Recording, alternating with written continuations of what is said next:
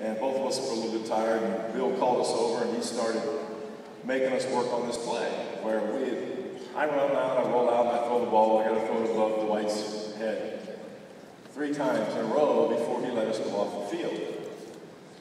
Now, we finally get it accomplished, and we walk off, and we're both looking at each other going, wow, man, the gray-haired man is going senile. Dwight never caught that ball. His job on the play was to go in and set a little screen. Well, screens are illegal, so get in the defender's way of the other receiver, and then I just throw the ball to him, the guy falls in the end zone. And little did we know how important that play would become in 49er history, because it later became known as the catch and put us in our first Super Bowl.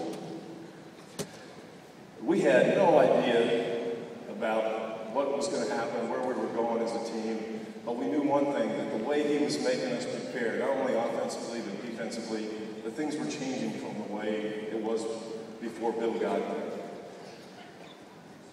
He was one of those guys that, as you prepared, you started figuring out what a work ethic really was. You started talking about your work ethic, how important it was to the people around you, because he felt that work ethics were contagious, good and bad, unfortunately.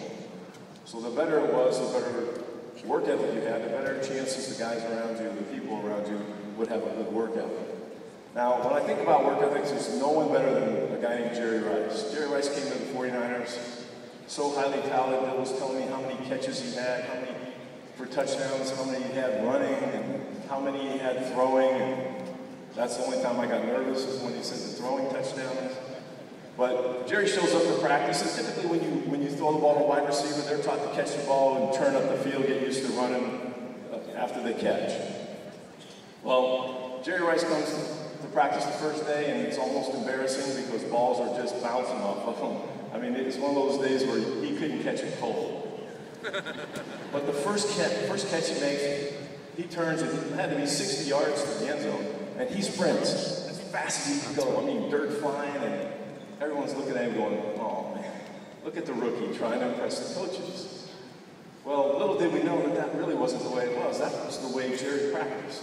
I don't care if it was 9 yards or 90 yards. When you threw a pass to Jerry Rice in practice, he scored a touchdown.